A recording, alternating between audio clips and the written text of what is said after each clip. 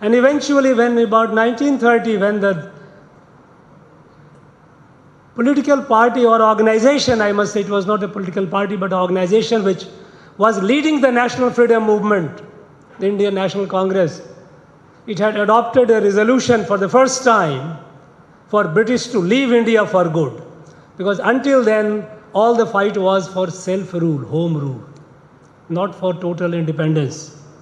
And the resolution of that declaration, which was made in Lahore, it says the British must leave India because the British rule has caused ruination of India, its economic ruination, political ruination, cultural ruination, and a spiritual ruination. Because what people realized, our leaders realized, that while the British were not only exploiting their economic resources of this country, and they had politically killed, almost killed, the consciousness, the sense of identity of our people, they had also made sinister endeavors to kill the culture of Bharat. And then, since the national freedom was not in sight, they decided, while the freedom movement must continue, one didn't know how long it would take because there was no Second World War as yet in sight. Nobody thought that British would get so tired and situation would emerge such that they have to leave. So they said, we must save our culture and spirituality. These were the domains which the people must take care of, despite government of the time being hostile to it. It was in that background that why people like K.M. Munshi created Bharatiya Vidya Bhavan to teach, to give education to our children, modern education imbued with Indian values, Bharatiya values. And it was in that background that a visionary leader, Rukmini Arundale, created Kalakshetra to save the culture of our place. So this place, my friend, it has a root in our national freedom movement. It was created in mid-30s, in that background when the freedom was nowhere in sight.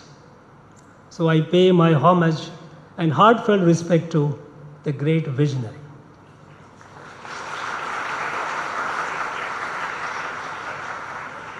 Friends, today we are celebrating all over the country a great national cultural icon of Bharat. Bharat Ratna Bhupen Hazarika. Somebody would say Bhupen Hazarika was a bard of the Brahmaputra. We also heard the address, the anchor, saying that he expressed the soul of Northeast. The beauty of our country is that all the regional variations, linguistic variations, when the poets and saints express their sentiment in their respective language, they might be expressing it in their respective language, but resonates, underlying theme resonates all through Bharat. It is not to that particular language and that particular region alone. That is the beauty of this country. Because Bharat, being a civilizational evolution, not a political state, which became it much later, it was born out of the wisdom that was revealed in our Vedas. That integral connect between individual, collective and the creation. Individual, Vyakti, collective, Samashti, and creation, Srishti. All three are integrally connected. Each one, none can exist without the other. And each are permeated by the same divine. And with that, what we see the differences of language, differences of cuisine, differences of region, differences of ethnicity. These are variations, not differences. These are variations like a tree. A tree has hundreds of branches, thousands of twigs, and millions of leaves. No two branches alike, no two twigs are alike, no two leaves are alike. This is the beauty of nature. Nature doesn't replicate. And yet, away from the tree, a leaf, a twig, or a branch has no existence. This is Bharat. We have the variations, but underlying spirit is one and the same. Ek Bharat, Shrestha Bharat. And when Bhupen Hazarika, think of his songs. You know, a poet resonates with the soul of the people. His compositions are unique. Unique in the sense that while they expressed the pains and pathos of our society, the sufferings, yet it was not pessimistic. It was inspiring. These were revolutionaries. We know that he not only composed for the Bharat, his song played a very pivotal role in inspiring the liberation movement of Bangladesh. When he composed a very famous one which we have all heard about river Ganga, O Ganga Bhati Tu Kyun. It was essentially, if you look at, he is describing the situation prevailing in our country at that point of time, not only in Northeast, the whole country. We had lost direction. After independence, we had lost direction. Country was getting divided. People were fighting with each other in terms of language, in terms of region, in terms of ethnicity. The country, the whole country together, that which fought for independence. The country which has been united through all the cultural institutions located in every part of this country. Kamakhya Mata, this Shakti Peeth, does not belong or did not belong to the king of Kamrup. It belonged to the whole Bharat. Shakti Peeth, Tripura Sundari in Tripura belonged to the whole Bharat, not to the king of Tripura. As Rameswaram did not belong to the king of Ramanathpuram and Somnath did not belong to the king of Saurashtra. It belonged to the whole Bharat. This is the beauty of Bharat, which has been little understood by our modern generations because we have not taken effort to teach them how Bharat came into being. We have started looking at Bharat as a conglomeration of the different set of people. It's not. It's the other way around. It is the one and the same. It is the variations of the one and the same. Like a flower which has hundreds of petals, no two petals are alike, but together they make the beautiful flower. And remove the petal from the flower, that petal perishes. It doesn't have any existence beyond that. This is Bharat. And when Bhupendra, when he composed and he inspired the nation, the spirit of the nation, don't accept the situation that was prevailing.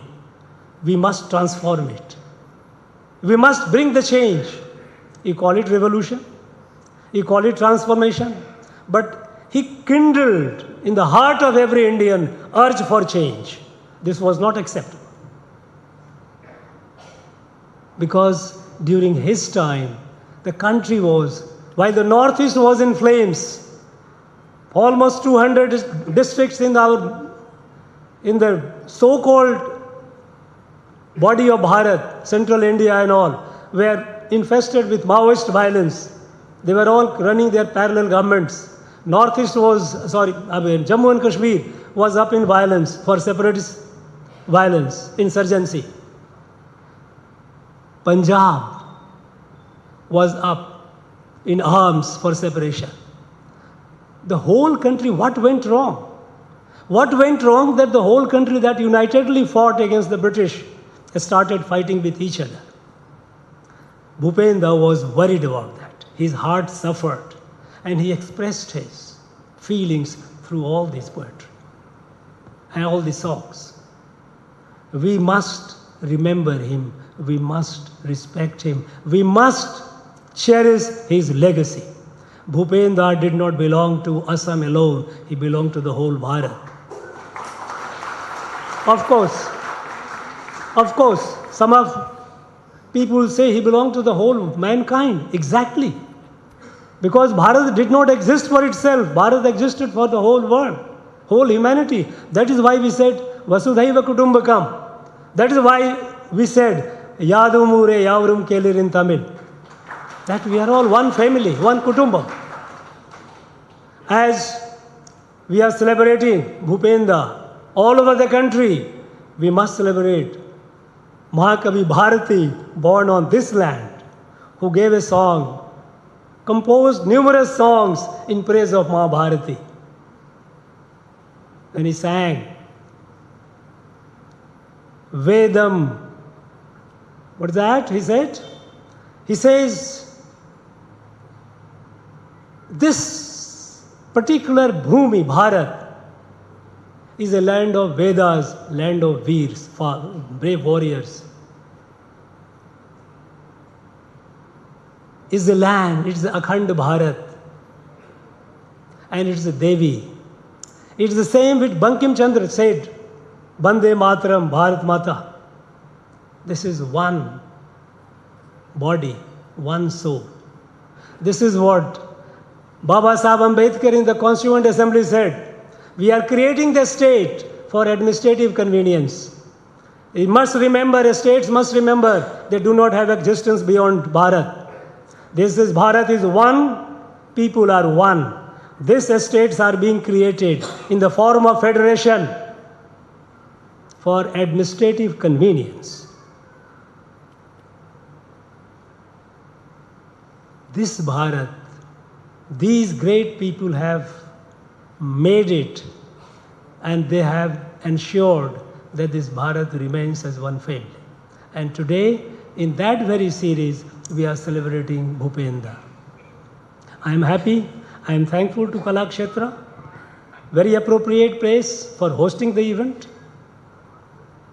I am thankful to South Zone Cultural Center, because I wanted it to be held along with, initially I thought it should be held along with Margadi, because this Chennai is one of the cultural capitals of Bharat.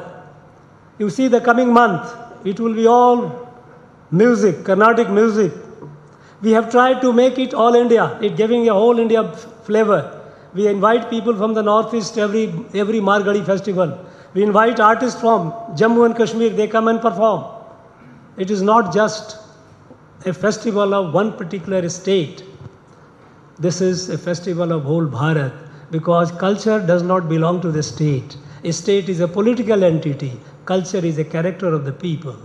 You can create multiple estates. Many more estates will be created, because after all, at the time of independence, we had only 15. Today we have 28. Who knows, tomorrow we will have many more. But people's character do not change. Culture is the characteristic of the society, of the people. And people must take the ownership of it, and we must celebrate it. Let the celebration continue, and we will all be part of it. We will all give our best, celebrate it to the full of our capacity. I once again thank you all for being part of it. I thank the artists who have come from Northeast all the way from Assam, the beautiful holy land of Mata Kamakhya and the land of Brahmaputra. And I'm sure Tamil Nadu, this land, would be treating you very well, because this particular place is known for its hospitality. People of Tamil Nadu are so hospitable, so affectionate, so loving. And I only suggest those who have sponsored their visit, that their visit should not be confined to Chennai alone. They should be taken to some places around. You must go back carrying a sweet memory of Tamil Nadu and enjoy delicious cuisine of Tamil Nadu. It's very, very delicious. Though some of you might find it a little spicy, but no harm, you will carry with it. Enjoy the spice of Tamil Nadu and have a good time. Thank you very much. Bharat Mata ki jai.